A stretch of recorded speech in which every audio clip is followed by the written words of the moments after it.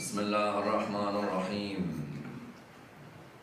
الحمد لله رب العالمين، والصلاة والسلام على سيدنا وعظيمنا وحبيب قلوبنا وشفيع نفوسنا أبي القاسم محمد. اللهم صل على محمد وآل محمد وعلى أهل بيته الطيبين الطاهرين وأصحابه الغر الميامين. الحمد لله الذي جعلنا من المتمسكين بولاية سيدي ومولاي علي بن أبي طالب. اللهم صل على محمد وآل محمد.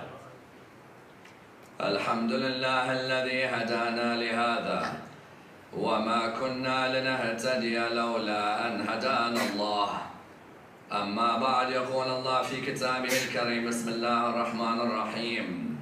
يا أيها الذين آمنوا من يرتد منكم عن دينه فسوف يأتي الله بقوم يحبهم ويحبونه أذلة على المؤمنين أعزة على الكافرين يجاهدون في سبيل الله ولا يخافون لومة لائم. ذلك فضل الله يؤتيه من يشاء والله واسع عليم.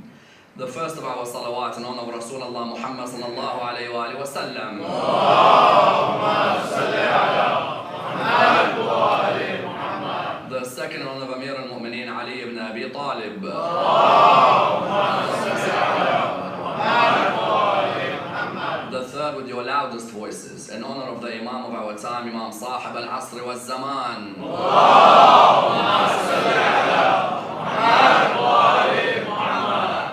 Respected scholars, brothers and sisters, Assalamu alaikum wa rahmatullah wa barakatuh.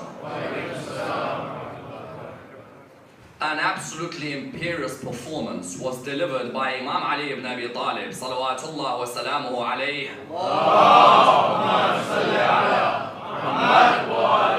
At the Battle of Khaybar, without a doubt, arguably one of the greatest performances given on the battlefield by any warrior.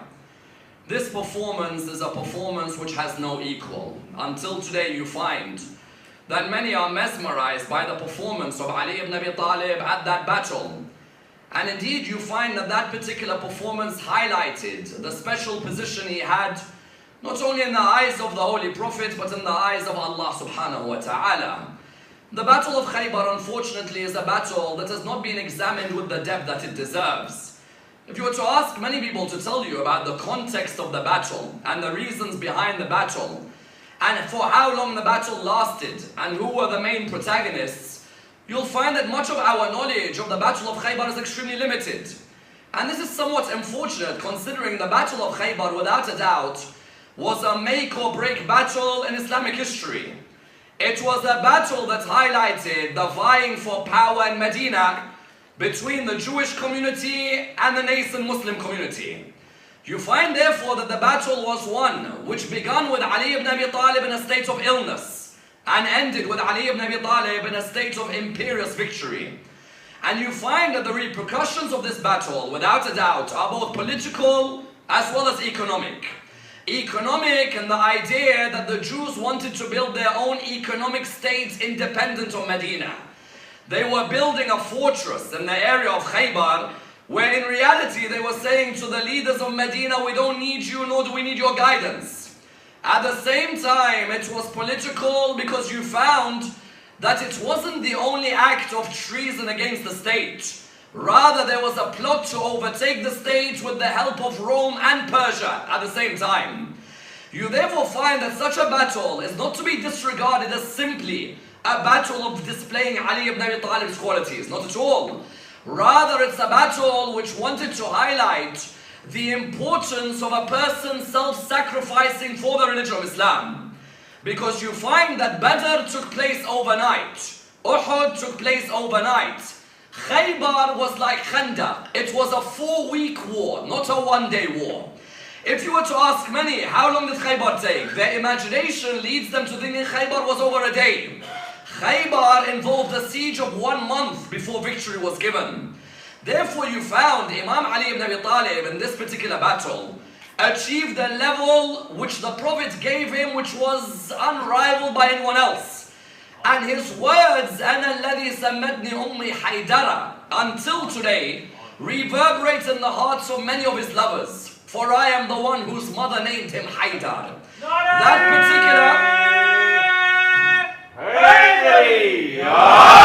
That particular line, when you understand why it was said, when it was said, the passion behind how it was said, you'll realize in this, the 14th of my lectures on the life of Amir al-Mu'mineen, the great position he held at the age of 29.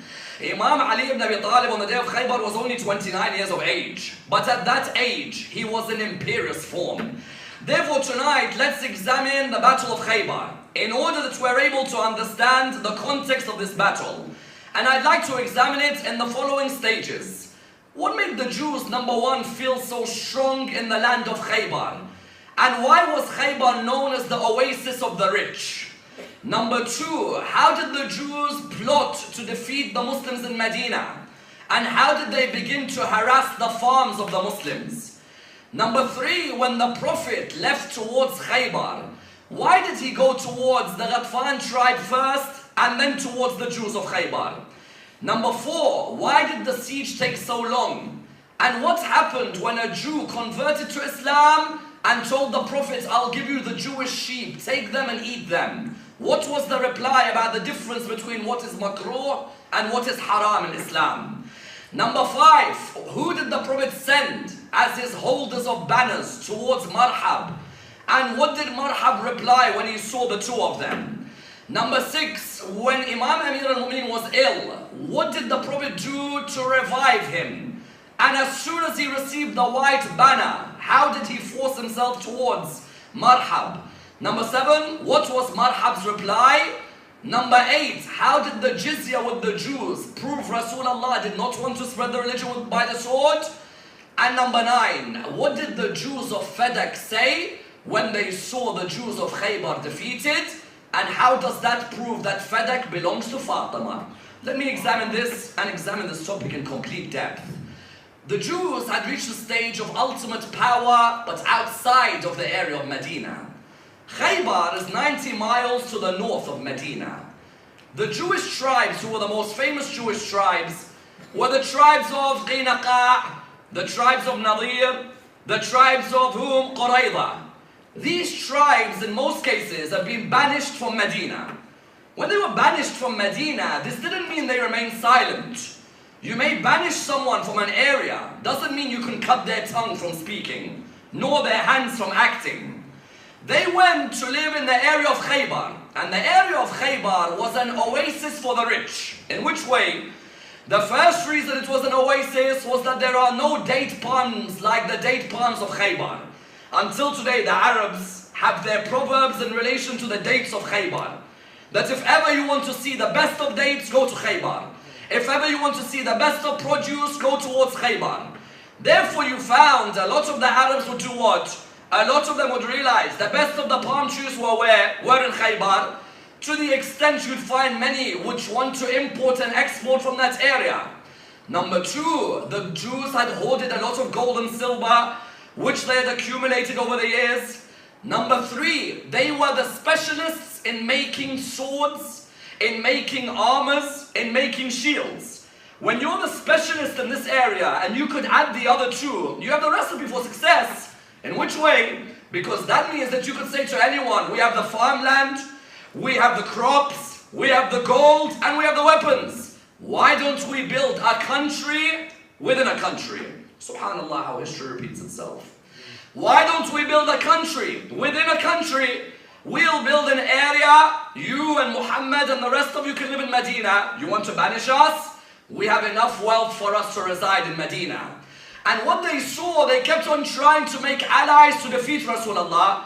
At Khandaq, they told Abu Sufyan, we'll help you with whatever you want. But they found Ali ibn Abi Talib destroying them and annihilating them. After Khandaq, they went and approached the Caesar of Rome and Kisra of Persia. When they went to approach, they came towards him. They said to him that we're ready to remove Muhammad and ready to make you our allies. In other words, this was treason against the Islamic State. Why? Because in the constitution of Medina, Rasulullah had agreed with the Jews that you protect us and we protect you from external forces, correct or no? Any country, when you have an agreement with each other, if someone within the agreement goes outside to another country and does a deal, what do they call it? Treason, correct?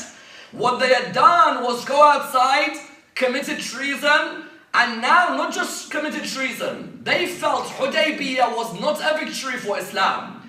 Yesterday we said Hudaybiyah would be a victory for Islam in the long run. When the Jews heard that Rasulullah had signed a treaty, the Jews turned around and said, Muhammad's got so much power, he couldn't enter Quraysh and win. Therefore, what did they think? They thought, you know what? That's a sign of his weakness. Maybe now's the time to attack him. He could have gone into Quraysh and been victorious. Maybe now's the time to attack him and finish him. Therefore, what did they decide? They decided to speak to a couple of the Arab tribes. They went to the Ghatfan tribe, they came to them. They said, listen, if you join us, we'll give you power, we'll finish Muhammad. And one of the ways they began to harass the Muslims was which way? One of the ways they began to harass the Muslims was that they would come towards the pastures of the Muslims and they'd attack those pastures. I remember Abu Dharr al-Ghafari. Abu Dharr al-Ghafari's family used to have a pasture on the outskirts of Medina. One day in the middle of the night, the Jews came, attacked the pasture, attacked his mother, and attacked his daughter. You found therefore that when Rasulullah heard this, Rasulullah realized, A, they're building a state within a state. B, not do they just build a state within a state, they also commit treason against the state. Yes, it's one thing building a state within a state, it's another thing committing treason. Therefore, Rasulullah turned around to his companions. He said to them that the Jews of Qaynuqa, of Nadir, of Qurayza have gone and built their own state. They're also plotting behind our back to attack our state.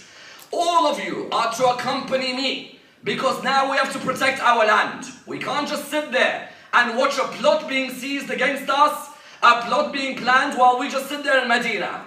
He turned with his companions and he said to them, join me, we'll go towards Khaybar. Abdullah bin Ubay was with Rasulullah but was a munafiq, a hypocrite. When he heard Rasulullah is going to Khaybar, Abdullah bin Ubay turned around, he went to the Jews and said, listen, Muhammad's coming. You have 8 fortresses, guard each of them. Muhammad and about 1,600 soldiers are coming towards your land. The Jews, when they heard this straight away, they looked after all their fortresses. When they looked after all their fortresses, the Holy Prophet was with his companions. They headed towards the Raji' first, then Khaybar. The companions turned around and said, why are you going to Raji'? I thought we were going to fight in Khaybar. He said, I'm going towards the Raji' because of the fact that the Ghatfan tribe, I need to make sure that first they are blocked off, then we go towards the Jews. They said to him, what do you mean? He said, because the Jews have tried to enlist that Arab tribe. We need to block off the road between the Raji' and Khaybar. When we block off this road, then we'll make sure that all of our angles are covered. The Muslims went towards the Raji' first. They covered off all of their angles. And then after that, they headed towards Khaybar. When they headed towards Khaybar, Rasulullah, what did he do? The Jews were all behind these fortresses. If I were to describe to them better for you, imagine 8 castles in the area of Khaybar, yes? And all of them are within these castles. And these castles have got doors, the highest of doors, the greatest of gates. And then when you enter from the door, there's a khandaq behind the door. It's a very clever building. Why? Because if a horse gets through, where's the horse going straight away? Straight in the trench, correct or no? They had built fortresses where you're looking at them and you're thinking, subhanallah, Medina thinks it's great. Come and look at Khaybar. Khaybar is a city within a city. Like the tyrant of Iraq when he made a city within a country, yes? He made a country within a country, yes? In his own area, he'll make a country. You found that they had got these different gates covered. When you go through, straight away there is what? Straight away there is a trench. Rasulullah went with his companions. What did they do? They camped in a certain area. When they camped in a certain area, Rasulullah camped by the palm trees. One of his companions came to him and said, Ya Rasulullah, can I ask you something? He said, yes. He said, this decision to camp by the palm tree is from you or from Allah subhanahu wa ta'ala? He said, no, it's from me. He said, can I offer you another place to go? Rasulullah said, yes, by all means. If you know the area better than I do, then tell me, where shall we go? He said to him, Ya Rasulullah, when you're by the palm tree, these people on the top of their fortresses are going to shoot arrows down at you. Let's go to another area that is more covered, and we'll all camp over there. Rasulullah went with that area. They went, all of the companions gathered over there. When they gathered over there, the companions now wanted to make their inroads towards the Jewish tribes. At first, the companions thought this is a foregone conclusion. They thought, you know what, these 8 fortresses, all of us are here. Who have we got to really worry about? We'll go and we'll take these fortresses. You found that the Jews weren't going to give up that easily. And the Jews played their game very cleverly. One fortress was the woman. Another fortress was the children. The rest of the fortresses were what? Were the soldiers. When the Muslims went at first to fight, they managed to capture 7 out of the 8 fortresses of the Jews. Yes? 7 out of the 8 they managed to capture. Ali ibn Abi Talib was not involved. Why? Imam Ali ibn Abi Talib had an infection in his eye, and he had a severe headache as well. Therefore, when he came at the beginning of the battle, he was present, but then later on in the battle, because of his headache and because of the severe eye infection, he wasn't able to take part. These Muslims thought what? They thought, you know what?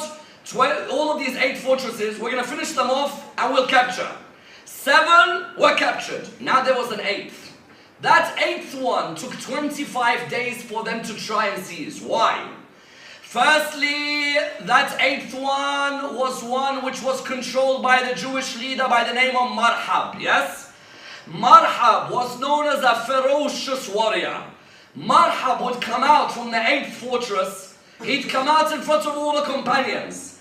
قد علمت خيبر أني مرحب شاك السلاح بطل مجرب. What did he say? He says, Khaybar knows that I am Marhab, yes? Everyone attests to my warrior skills. There's no one here who can come near us. You found at first the Muslims were shivering. Why? Because Marhab is undefeated. Marhab, even his height, when you look at him on a different level.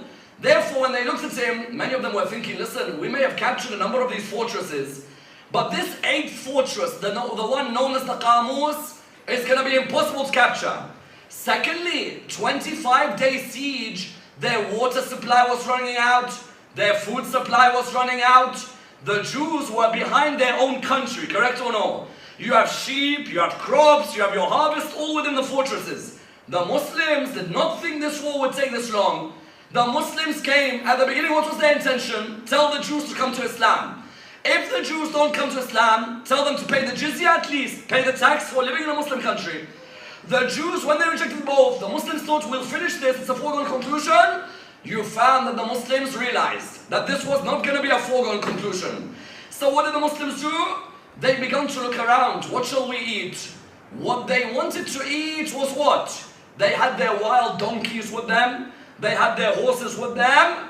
They began to slaughter these. In Islam, donkey meat and horse meat is makruh, correct or no? In the school of Ahl al-Bayt, horse meat and donkey meat is makruh. It's seen as something reprehensible. One of the Jews of Khaybar converted to Islam.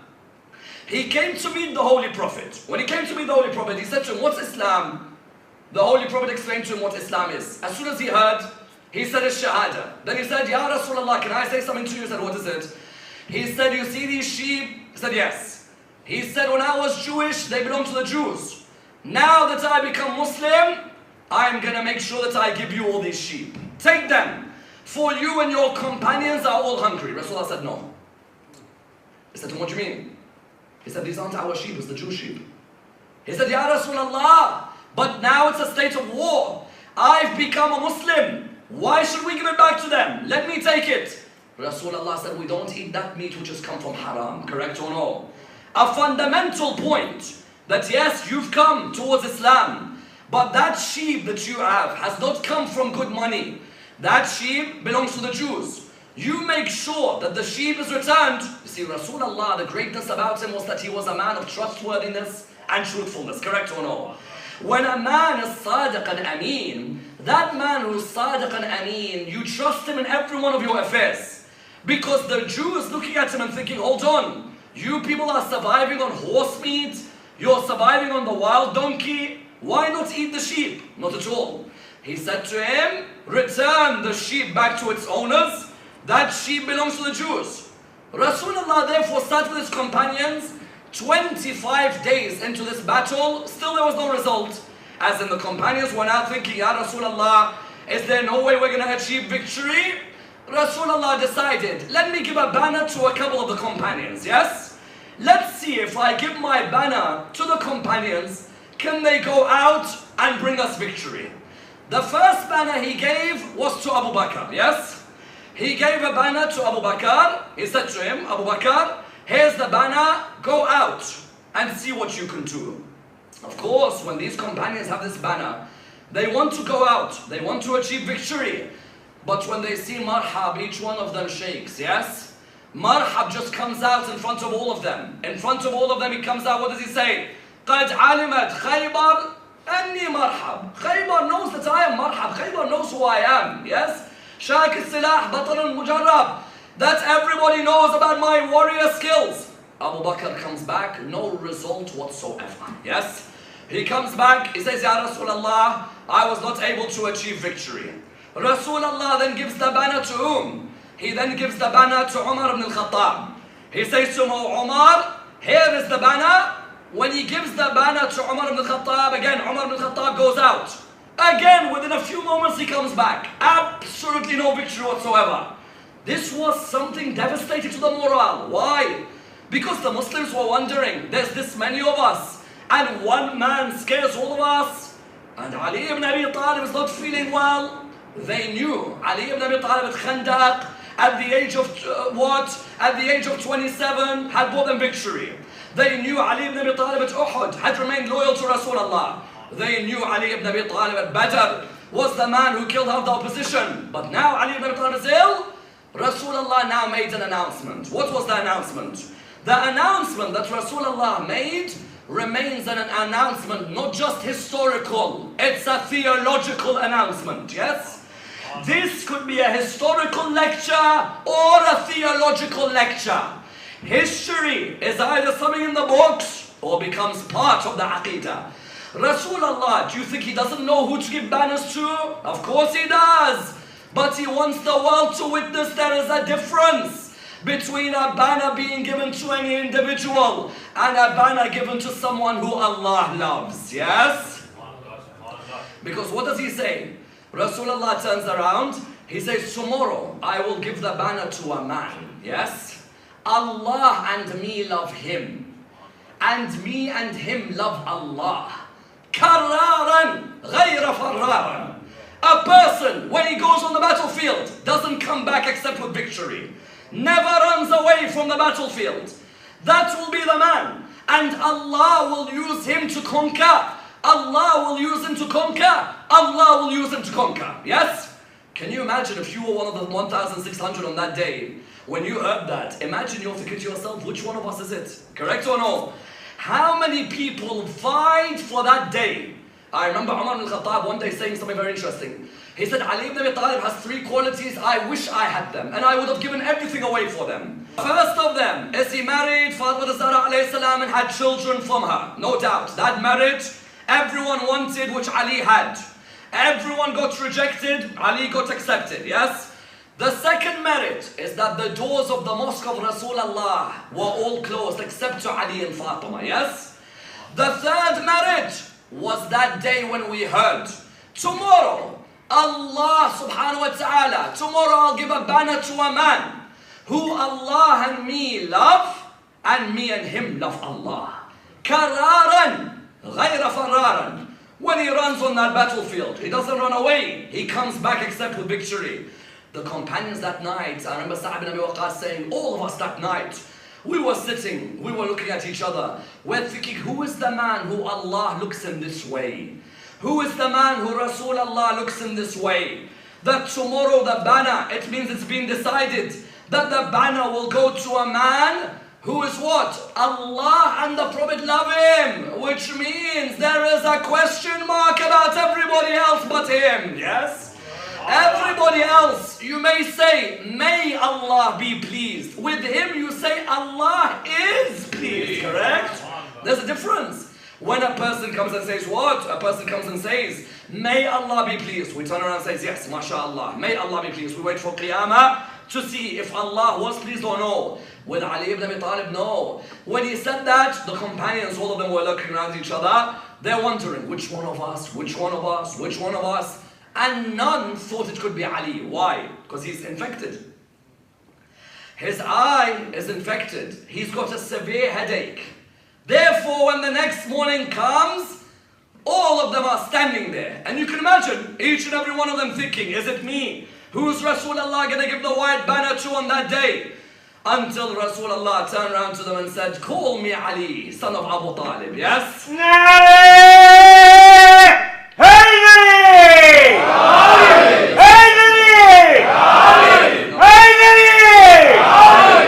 More, and a fourth one, inshallah.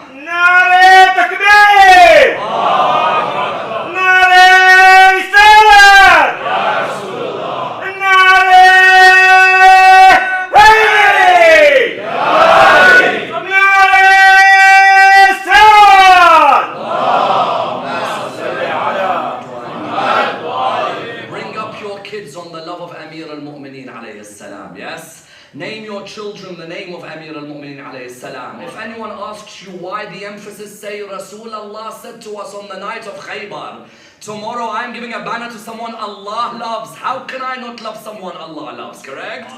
Therefore you found all the companions were waiting. He said, bring me Ali son of Abu Talib. Imam Ali ibn Abi Talib, relative to the rest of the companions, some of them were in their 40s, some in their 50s, some in their 60s.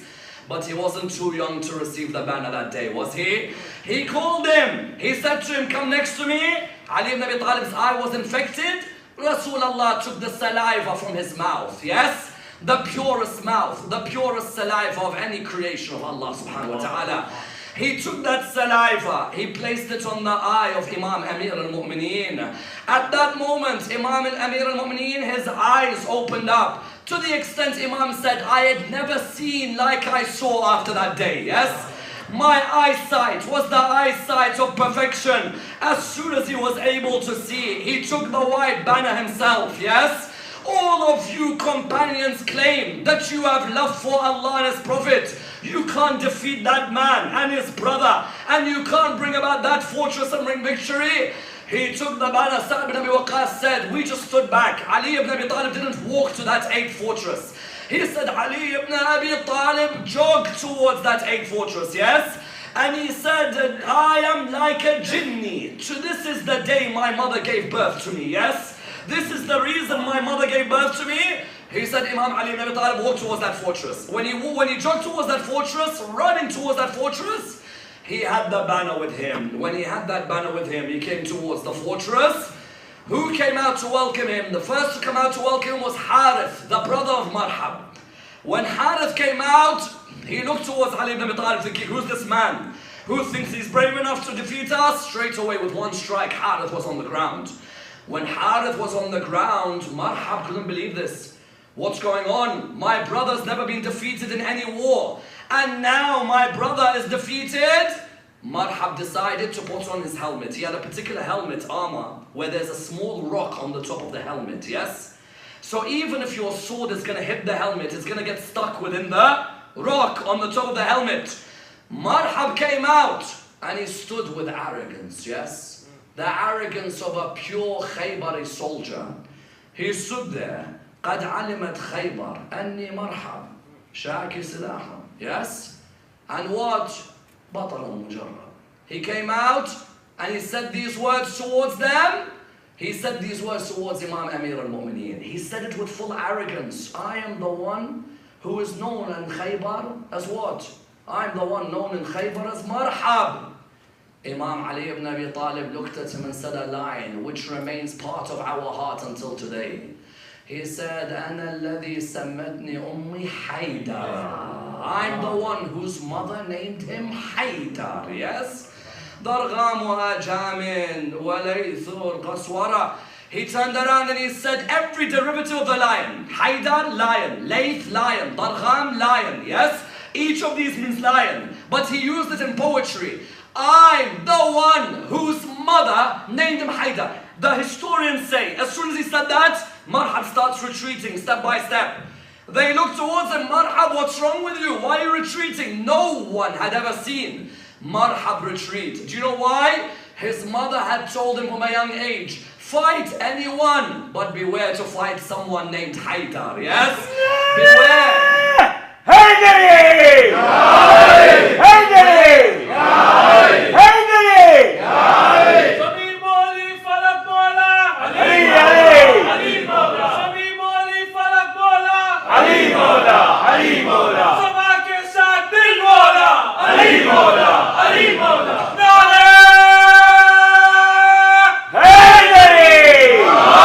Let's have another Nar Haydar. Instill this Nar Haydar in the hearts of the youth. Another one.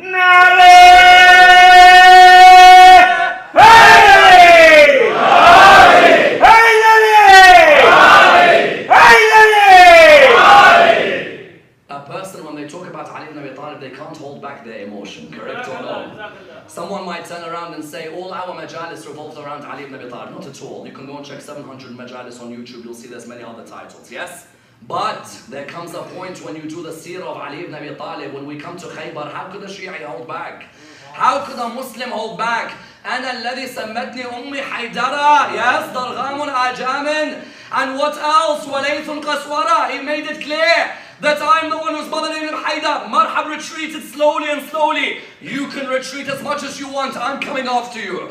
He came after him with one strike of Ali ibn Abi Talib, pierced the rock on the helmet directly to the teeth of Marhab, finished him off, yes?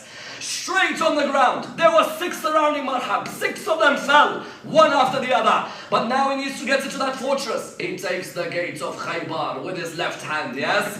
Dhul Fiqar in one hand, and the gate of Khaybar in another. The gate of Khaybar, which 44 could not lift. Other numbers are giving. He took the gate of Khaybar out. Do you know what he made the gate of Khaybar? A bridge for the other Sahaba to cross over the trench, yes? He put the gate of Khaybar on top of him as a shield. He let the other Sahaba go on top of him. They managed to cross over. The Jews at the time, seeing this unbelievable performance, all of them turned around. They said, oh, Muhammad's army, have mercy on us. We are not able to fight you back. Marhab is dead. Harith is dead. The 6 of them are dead. You found that the Jews turned around. They said very clearly, they said, we're not able to fight. At that moment, the Prophet had told his companions, he said, stop. If these people are saying they're not able to fight, then come back. Don't kill the innocent people. Those of the people who are within that fortress, leave them alone. You found that the son of Abu Talib gave an unbelievable performance, yes? What other Muslims could not do for 4 weeks, Ali ibn Abi Talib done within a few minutes. On the one hand, Dhul Fiqar. On the other hand, the gate of Khaybar as a bridge. Absolute annihilation of the opposition in his late 20s, which no other Muslim can come near. And you know what's so beautiful about that? He returns home from Khaybar. As soon as he comes back, he enters the house. Fatima Zahra is there. She's prepared the food, yes? He's now sitting with Fatima Zahra. She's prepared the food. When he's sitting with Fatima Zahra, you know, he used to enjoy the dry bread, correct or no? This, of course, is a message for our nutrition. Because today in the world, the healthiest bread is the dry bread, correct or no? White, soft bread, they don't say is healthy. What do they say is the healthiest bread? Whole wheat. Ali ibn Abi Talib used to only eat whole wheat, doesn't eat the white soft. He eats that which is hard to break. You found that Imam Ali ibn Abi Talib comes in, he tries to break it, he can't. He tries to break it again, he can't. Fatima Zahra looks at him, she says, you just lifted a gate which that many people couldn't lift. And now, you can't break this bread? He says to her, قَلَعْتُ بَابَ خَيْبَرٍ لَا بِطَاقَةٍ جِسْمَانِيَّةٍ وَلَكِنْ بِطَاقَةٍ رَوْحَانِيَّةٍ. I lifted the gates of Khaybar not with a physical strength, but with a spiritual strength, yes? I lifted the gate of Khaybar with a self that can't wait to meet Allah subhanahu wa ta'ala. He said the difference in this situation, this bread I'm breaking for me, whereas Khaybar I lifted for Allah subhanahu wa ta'ala. Takbir! Takbir! Takbir! Therefore you found that Imam Ali ibn Abi Talib managed to bring a victory on that day which none could bring. When the Jews were defeated, what happened? When the Jews were defeated, Rasulullah came to them. He sat with them. He said to them, O Jews of Khaybar, now that you've been defeated in this battle, what do you want to do now? Do you want to continue living your life like this? Or do you want us, the Muslims, to protect you? They said to him, what do you mean? He said, us, the Muslims, if you pay the tax, the jizya of the Islamic State, then us, the Muslims, will be the ones to protect you.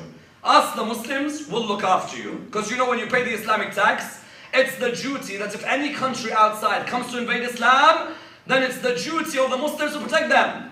He said to them, will you pay the tax? They said, Muhammad, what's the tax? He said, half of your produce comes to us, and the other half you keep.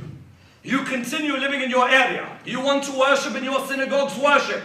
But the produce which you produce, half of it is to you, and half of it is to us. You see the barakah behind Ali ibn Abi Talib's victory. Why? Because now the Muslims can have economic independence as well, yes? Now that area of Khaybar would prove to be economic stability for the Muslims. The date palms of Khaybar, the orchards of Khaybar, the areas of gold and silver. Now these were going to be what? These were going to be a jizya, a tax which is paid to the Islamic State. It's like, for example, now in this country, they say to you, you live in America, no problem. The army will defend you from outside forces. You can go and worship in your mosques, but there's a certain tax you have to pay on the land you live on, correct or no? The same tax Islam had, that if the Jews are living within the Islamic State, there's a tax they had to pay. That tax would reach how much? 200,000 date palm baskets a year. Yes? The amount of rizq that came from Ali's strike at Khaybar is phenomenal. 200,000 date baskets a year would go towards Medina. The Muslims, instead of worrying about poverty in Medina, now they had their own source of income. Now also, they didn't have to execute anyone or kill anyone, and that's always been my proof against the accusation of Banu Qurayza. Many times people say the Prophet Muhammad executed 900 Jews of the Banu Qurayza. I'm sure you've heard many Orientalists put this argument. I always reply, if this is the case, why didn't he do it with the Jews of Khaybar? The Jews of Khaybar, their incident, after the incident of Banu Qurayza, the Prophet allowed them to live in the state. If the Prophet wanted to execute the Qurayza, why did he just execute the Jews of the Khaybar? Rather, the Prophet, with the Jews of the Khaybar, he turned around to them, he said to them, listen, continue in Khaybar, I don't mind, but just don't commit treason against my state. Just remain living here, and half of your produce, pay it as a tax. That produce would come. Who would be the first to collect that produce? The first to collect the produce was Abdullah ibn Rawaha. Yes? Abdullah ibn Rawaha would go to the Jews of Khaybar. He died the following year, but he would go to the Jews of Khaybar, he'd collect the produce. Now he'd come to them. When he'd come to them, he'd say to them, do you have the produce ready for me to take? Now, you know, all good businessmen, whether it's then or in 2014, will know how to sneak a deal with you, especially from one particular nation, yes? So what they would do is they say, yes, yes, we have all of your taxes. They give in, there's a bit missing or there's a bit gone, yes? So he'd come back to them and he'd say, listen, there is a tax for you to pay, it's not enough. They turn around, they said, no, we gave you everything. Rasulullah would say to him, listen, Abdullah, let it go, no problem. Don't be too harsh on them. Let them pay what they can, and that should be enough. Further than that, what happened? The following year, when he sent Abdullah bin Suhail, a group of the Jews killed him. When Abdullah bin Suhail's tribe came, they said, listen, the Jews of Khaybar have killed our son. We want retaliation. Rasulullah said, there's no problem. Let's go and ask the Jews, do they know who killed him? They went to the Jews of Khaybar. They said to them, do you know who killed him? The Jews of Khaybar turned around, said no. He said, will 50 of you swear that you don't know? They said, 50 of us will swear that we don't know. He said, so you're willing to lie in front of God? They said, we're not lying. Rasulullah turned around to the family of Abdullah bin Suhail. He said, listen to me. He said, if these people are lying, then I'll turn around to you and say what? I'll pay the blood money on their behalf, yes? In other words, even though Rasulullah had defeated the Jews, he didn't want anyone oppressed who believed in La ilaha illallah. He wanted them to feel that justice could be observed for them. He wanted them not to feel there was compulsion or coercion. Rather, he wanted them to understand that he's come as a rahma lil alameen. He's come to bring mercy to mankind, not to come and oppress them. Therefore, you found on a side note, there's an interesting point over here about the Holy Prophet. What is it? You find with the Holy Prophet, our brothers in Ahlul Sunnah say what? If you were to ask our brothers in Ahlul Sunnah, how did Rasulullah die? And if you were to ask many of the followers of Ahlul Bayt, how did Rasulullah die? Yes? Many of them will reply back by saying what? They'll reply by saying that he died of poison. You ask them which poison? They say the poison of the meat given to him by the Jewish lady at Khaybar. You've heard this or no? Yes? What's so contradictory about that argument about he died from the poison of Khaybar? What's so contradictory? Have you ever seen poison take 4 years to kill a human? Khaybar was when? Rasulullah died in which year? If a Muslim until today doesn't know when Rasulullah died, he might as well go and pack himself in a bedroom and...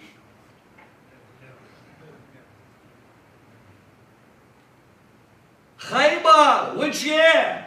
7. Rasulullah died in which year? 11. Tell me, have you ever seen poison take 4 years to kill a human being? When I ask my brothers in the Sunnah, how did Rasulullah die? I say poison. Which battle? Khaybar. 4 years? Khaybar takes 4 years to kill him? Or was there something else that happened to Rasulullah that caused him to die and it need to be covered up by a conspiracy of Khaybar? That I'll leave to another day, inshallah, yes? Therefore you found on that level, and Rasulullah would make clear at Khaybar, when the companions were coming back from Khaybar, Bilal was walking with the Jewish ladies through the battle of Khaybar after it finished. Bilal was walking with them. When Bilal walked through the battlefield with the Jewish ladies, Rasulullah turned around to him and said, Bilal, come here next to me. He said, what is it? He said, how could you walk through those bodies with those ladies? You know these are the husbands of those ladies. It may be their fathers. It may be their brothers. Bilal, have you got no compassion in your heart?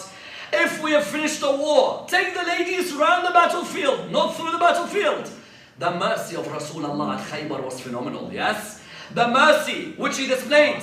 And that's why when the Khaybar battle finished, Rasulullah began to distribute the spoils of the battle of Khaybar, yes? The Quran said 1/5 of the spoils is to go to whom? 1/5 is the khums, yes? To be distributed amongst Rasulullah and the family. And the rest of it amongst the Muslims, the rest of the 4/5, yes? The Jews of Fadak were next door to the Jews of Khaybar. When the Jews of Fadak heard this, the Jews of Fadak turned around. The Jews of Fadak turned around and said, Muhammad, you've defeated the Jews of Khaybar. We don't want to engage you in a battle. We would rather give you half of our land without war. In Islamic economics, if you've gained a piece of land through war, then the distribution is khums. If you haven't gained it through war, then the distribution is fay. The difference between khums and fay is that khums has to be distributed according to the laws of the Quran. Fay can be distributed by Rasulullah as he pleases. Yes? So the Quran said, وَمَا أَفَاءَ اللَّهُ عَلَى رَسُولِهِ مِنْهُمْ فَمَا أَوْجَفْتُمْ عَلَيْهِ مِنْ خَيْلٍ وَلَا رِكَابٍ وَلَكِنَّ اللَّهَ يُسَلِّطُ رَسُولَهُ عَلَى مَن يَشَاءُ. The Quran, Surah 59 said, that land which you acquire, which has been given to the Prophet without any fight, that's at the disposal of Rasulullah, what he does with it. The Jews of Khaybar, Rasulullah has to distribute it according to khums, correct? Fadak, when they gave their land to Rasulullah, does he have to distribute it to the whole Muslims?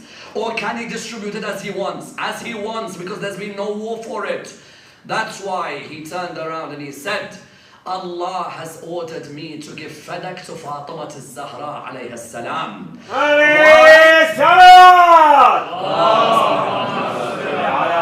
Allah has ordered me to give Fadak to Fatima al-Zahra in honor of what her mother Khadija gave to Islam. Yes?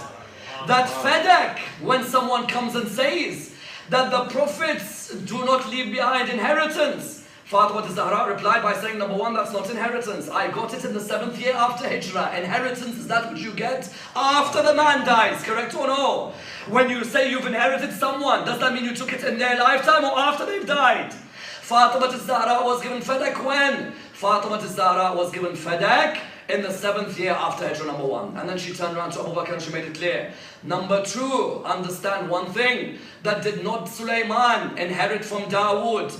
Did not Yahya inherit from Zakaria? Does the Quran ban women from inheriting from men, or daughters from inheriting from their fathers?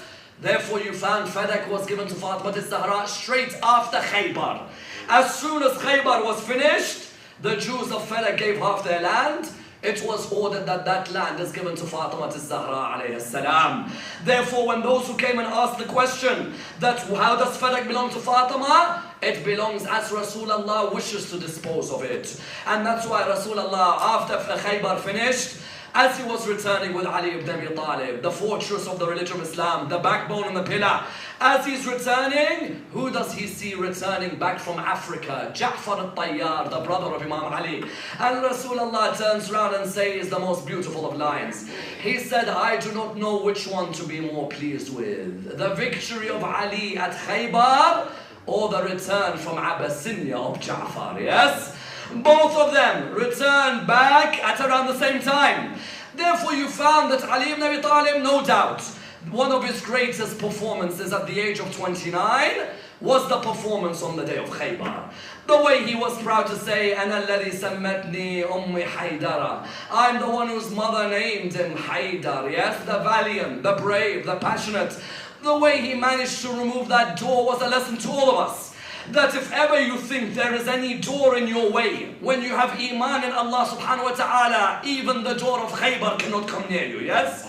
When a person has certainty in their Lord, whatever obstacle they face, there is no gate that can come in their way. There is no pillar that can come in their way. When you have that certainty in Allah subhanahu wa ta'ala, Allah subhanahu wa ta'ala allows you to pick up a gate with the power of kun fayakun.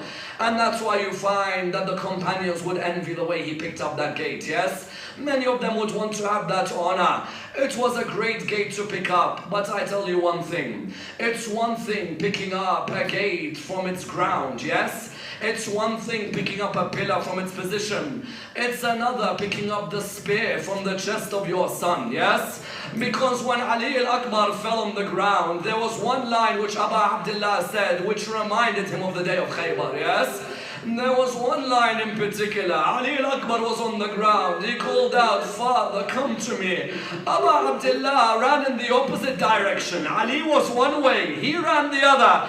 Sukaina turned around to her father. She said to him, Father, why do you run that way? Ali al-Akbar is the other. He said, Sukaina, do not blame me. The death of your brother has blinded me, yes?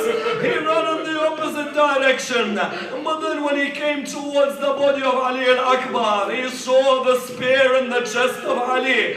He tried to remove it. He looked towards the land of Najaf. The poets describe it beautifully. He turned around and he said, Oh my father, Amir al-Mu'mineen, you are the man who lifted the gate of Khaybar, but never did you have to lift the spear from the chest of your son. Come to Karbala and help me remove the spear. The spear was in the chest of Ali al-Akbar, yes? It's narrated, Imam al-Hussein narrates and the others narrate, that when he was sitting by the body of Ali al-Akbar, he saw him smile, then he saw him cry, yes? When he saw him smile and he saw him cry, he asked him, Ali, my son, why do you smile and why do you cry? He said to him, what? The lines were beautiful. He said to him, Father, I smile because I see my grandfather coming towards me to quench my thirst on this day. He said to him, Ali, why do you cry? He said to him, I cry because I see my grandmother Fatima al-Zahra standing in front of me. He said to him, but Ali, why do you cry? He said, because for every tear that you shed, I see her slap her cheeks in front of me. Inna lillahi wa inna ilayhi raji'un.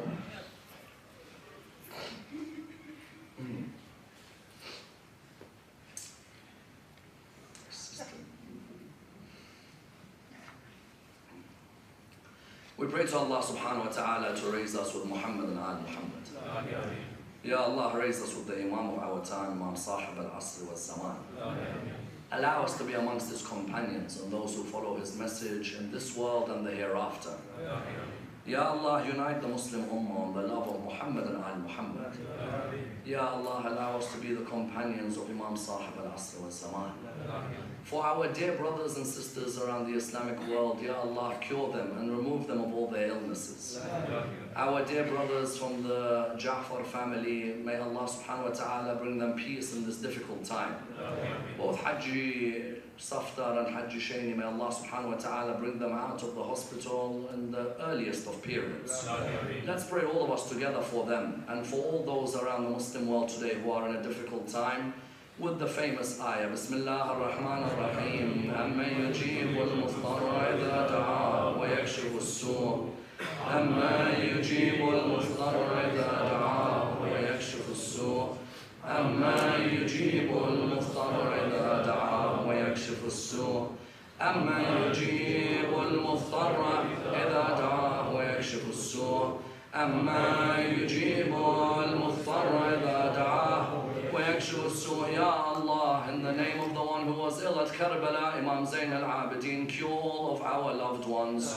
Ya Allah, remove all the oppression that the Muslims face in this world, especially our brothers in Iraq. Ya Allah, bring peace and prosperity to them in this difficult period. We pray to Allah subhanahu wa ta'ala for the originators of this majlis, that He allows them to continue in their service of Muhammad and Al-Muhammad. We pray to Allah subhanahu wa ta'ala the Surah Al-Fatiha. But before it, the loudest of your salawat. Knowledge of the Battle of Khaybar is extremely limited. And this is somewhat unfortunate considering the Battle of Khaybar, without a doubt, was a make or break battle in Islamic history. It was a battle that highlighted the vying for power in Medina between the Jewish community and the nascent Muslim community. You find therefore that the battle was one which began with Ali ibn Abi Talib in a state of illness and ended with Ali ibn Abi Talib in a state of imperious victory. And you find that the repercussions of this battle, without a doubt, are both political as well as economic. Economic in the idea that the Jews wanted to build their own economic state independent of Medina. They were building a fortress in the area of Khaybar, where in reality they were saying to the leaders of Medina, we don't need you, nor do we need your guidance. At the same time, it was political because you found that it wasn't the only act of treason against the state. Rather, there was a plot to overtake the state with the help of Rome and Persia at the same time. You therefore find that such a battle is not to be disregarded as simply a battle of displaying Ali ibn Abi Talib's qualities, not at all. Rather, it's a battle which wanted to highlight the importance of a person self-sacrificing for the religion of Islam. Because you find that Badr took place overnight, Uhud took place overnight, Khaybar was like Khandaq. Bismillah ar-Rahman ar-Rahim. Alhamdulillahi Rabbil Alameen. والصلاة والسلام على سيدنا وعظيمنا وحبيب قلوبنا وشفيع نفوسنا أبي القاسم محمد. اللهم صل على محمد وآل محمد وعلى أهل بيته الطيبين الطاهرين وأصحابه الغر الميامين. الحمد لله الذي جعلنا من المتمسكين بولاية سيدي ومولاي علي بن أبي طالب. اللهم صل على محمد وآل محمد. الحمد لله الذي هدانا لهذا وما كنا لنهتدي لولا أن هدانا الله. أما بعد، يقول الله في كتابه الكريم: بسم الله الرحمن الرحيم. يا أيها الذين آمنوا من يرتد منكم عن دينه فسوف يأتي الله بقوم يحبهم ويحبونه أذلة على المؤمنين أعزة على الكافرين يجاهدون في سبيل الله ولا يخافون لومة لائم ذلك فضل الله يؤتيه من يشاء والله واسع عليم. The first of our salawat in honor of Rasulullah Muhammad sallallahu alayhi wa sallam. Number 3, when the Prophet left towards Khaybar, why did he go towards the Ghatfan tribe first and then towards the Jews of Khaybar? Number 4, why did the siege take so long? And what happened when a Jew converted to Islam and told the Prophet, I'll give you the Jewish sheep, take them and eat them. What was the reply about the difference between what is makruh and what is haram in Islam? Number 5, who did the Prophet send as his holders of banners towards Marhab? And what did Marhab reply when he saw the two of them? Number 6, when Imam Amir al-Mu'mineen was ill, what did the Prophet do to revive him? And as soon as he received the white banner, how did he force himself towards Marhab? Number 7, what was Marhab's reply? Number 8, how did the jizya with the Jews prove Rasulullah did not want to spread the religion by the sword? And number 9, what did the Jews of Fadak say when they saw the Jews of Khaybar defeated? And how does that prove that Fadak belongs to Fatima? Let me examine this and examine this topic in complete depth. The Jews had reached a stage of ultimate power, but outside of the area of Medina. Khaybar is 90 miles to the north of Medina. The Jewish tribes, who were the most famous Jewish tribes, were the tribes of Qinaqa', the tribes of Nadir, the tribes of whom? Quraysh.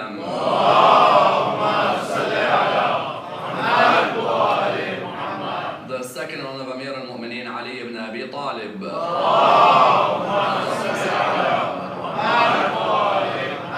The third with your loudest voices, in honor of the Imam of our time, Imam Sahib al-Asr wa Zaman.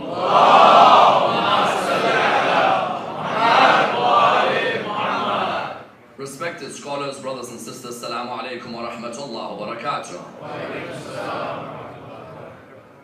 An absolutely imperious performance was delivered by Imam Ali ibn Abi Talib, salawatullah wa salamuhu alayhi.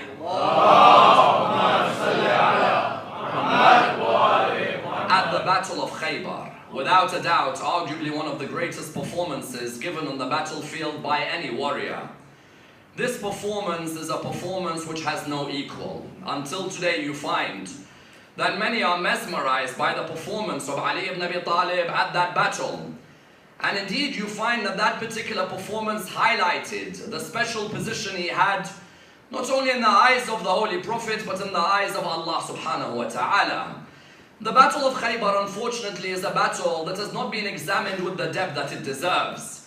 If you were to ask many people to tell you about the context of the battle and the reasons behind the battle, and for how long the battle lasted, and who were the main protagonists, you'll find that much of our knowledge, it was a 4-week war, not a 1-day war. If you were to ask many, how long did Khaybar take? Their imagination leads them to thinking Khaybar was over a day. Khaybar involved a siege of 1 month before victory was given. Therefore you found Imam Ali ibn Abi Talib in this particular battle achieved a level which the Prophet gave him, which was unrivaled by anyone else. And his words, أَنَا الَّذِي سَمَّتْنِي أُمِّي حَيْدَرَ, until today, reverberate in the hearts of many of his lovers. For I am the one whose mother named him Haydar.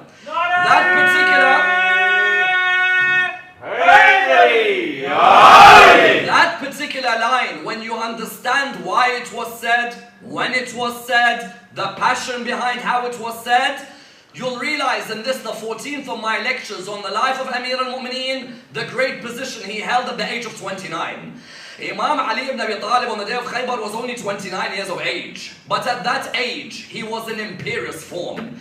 Therefore tonight, let's examine the Battle of Khaybar in order that we're able to understand the context of this battle. And I'd like to examine it in the following stages. What made the Jews, number 1, feel so strong in the land of Khaybar? And why was Khaybar known as the oasis of the rich? Number 2, how did the Jews plot to defeat the Muslims in Medina? And how did they begin to harass the farms of the Muslims?